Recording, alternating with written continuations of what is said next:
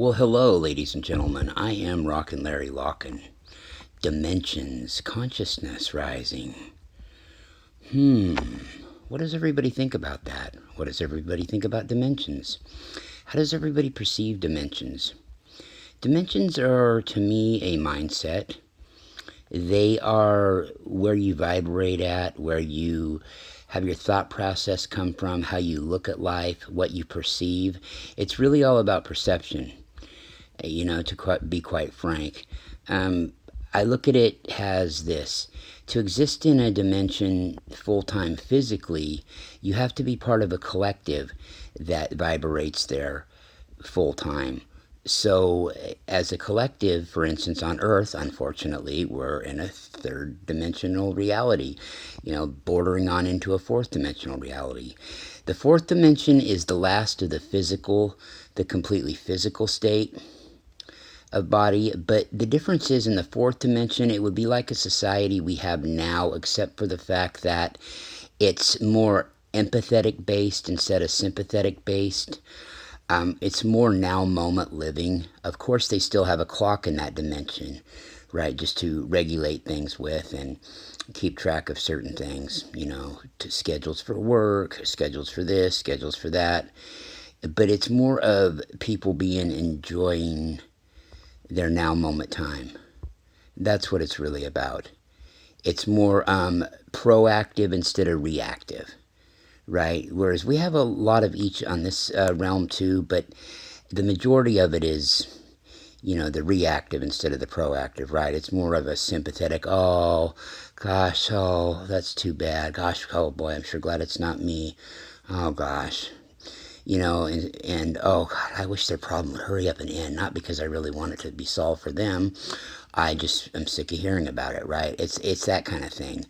Whereas a society in the fourth dimension is just the opposite. Hence, you start getting into the fifth dimension, you're in a light body. Now, you're still in some sort of a physical body until you leave the seventh dimension.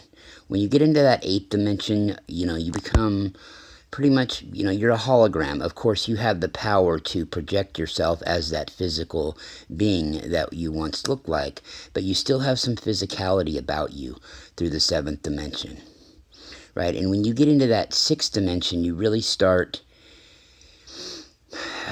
mastering who your higher self is, and then you work on completing your overself, which is still several more dimensions up the ladder. Now, the thing with it is, these dimensions are fluid, right?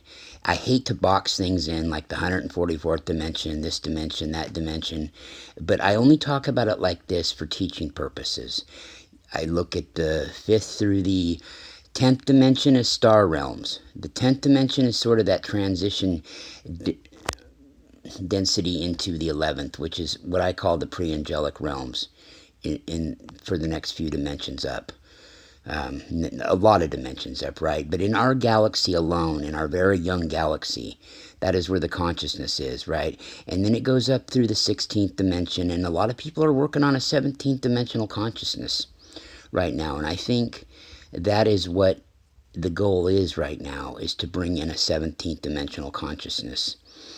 There are a few that I've ran into that embody it and say that they do, and I believe them, and I don't just take people at their word for shit like that. But I do believe them in this case. And then our universe, our very, very young universe that we're in an infinite number of universes that the galaxy's in, it's my understanding it's about at 144. That is where the consciousness is. But it isn't just that Earth is going through an ascension, okay? The Pleiades star clusters went through one, Arcturus went through one, Andromeda's went through one. They've all moved up, right? And we're all still babies. Even the Arcturians and the Andromedans are still babies in this galaxy, in this universe. They're still babies, comparatively speaking, okay? We are very young yet. Even the major players we think of are in their infancy, and some of these civilizations are, bordering on probably a quintillion years old. A quintillion, not a million, billion, trillion, but a quintillion. So it's infinite, and don't even get me going on what kind of starseed you might be. That's a whole nother thing I'll touch. Oh, what the hell, I'll tell it real quick. So, about 12 years ago, myself and a guy named Jason Wilson were the admins for this page called, or this group called the Pleiadians. It was the original Pleiadians group on Facebook, and Leah Shapiro owned it, who's an author. Great book called Comes the Awakening. It's better than Bringers of the Dawn. It was written at the same time, only Leah's is clean and pure, whereas Barbara's has a lot of reptilian bullshit in it, and she really didn't know how to handle the information she was getting. But Leah's version, much better.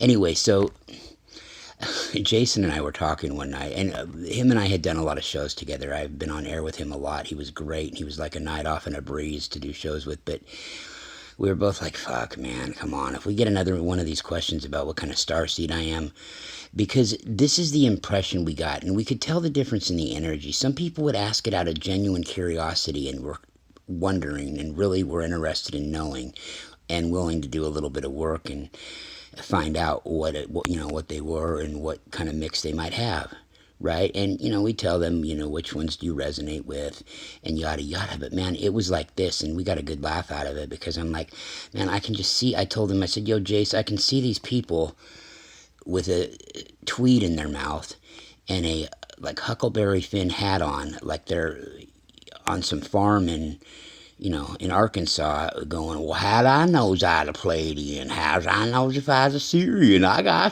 just don't know. I don't know what I am. And the reason that we were doing that, we weren't trying to really mock anybody, but it was rapid fire by people that really didn't care to know. They were in it for a fad. They thought it was neat, and they just, well, how'd I knows I was a... And I mean, we must have had hours of laughing back and forth with each other about that shit. Another thing too he did one time, he says, man, hey, watch this. I'm going to do something within the group. I'm like, what? He's all, well, I'm going to put out a little questionnaire, or I'm going to put out a post asking people to give us a 4-letter word that starts with F. But it can't be the F word, the cuss word. And I said, okay. And he said, yeah, just watch what happens. I said, all right, man. And it was funny because I could tell within probably 20 minutes what he was getting at. Somebody wrote in fork. Okay, fine. Hey, that's a perfect answer, right? Yeah, you'd think. Well, another person wrote it, another person, and there were other answers too, another person. And about 50 answers in, people were still writing fork. Like nobody else had written that, right? It's like they didn't look up to see that 1,000 other people had written the word fork, right? But it was just something to behold, and we kept it going for a while, and Leah finally, she was laughing. She said, okay, guys, take it down. You had enough fun with them. I couldn't believe it. I'm like, why would somebody write that in when they see 1,000 other people have answered that? Did they just decide to write it themselves too? Oh, I'm going to answer the same thing everybody else has answered. Or even worse yet, did they not think that 1,000 other people would have thought of that first? I mean, but this is how far we have come, though. I don't get a lot of that from people anymore that have that kind of an ignorance. You know what I'm saying? I don't get that anymore. But I mean, it's little things like that that make all the difference in the world. The big things can be overlooked, can be forgiven, can be moving past, but it's little stupid shit like that, that is really always the telltale sign with folks. And it really goes to show you how far it's came, We've moved forward. We have. I mean, back then I had it estimated that there probably were maybe 1.5 million tops starseeds on social media. Of course, there were a hell of a lot less platforms then too. There were way less than a handful. Now I have it, give or take, considering a bunch of factors, realizing that people are on multiple ones and that most people are. There's probably about 15 million that are on social media right now. Altogether, all told. Seriously, that's a lot. I mean, that's a hell of an increase, right? It shows you how much, people have awakened, right? And that's just what we know of. I have no way to gauge people that aren't on social media, that are into this, that are starseeds. There's probably a lot. I have no idea how many there are. I'd have to go by averages of society, and, I wouldn't do the research on it unless I was paid, because there's really no reason, and there's no reason to know, and it really doesn't matter. But there probably are quite a few that just aren't on social media. Who knows? Either out of arrogance or You know, they think they're too good for it or whatever. They just don't feel like it.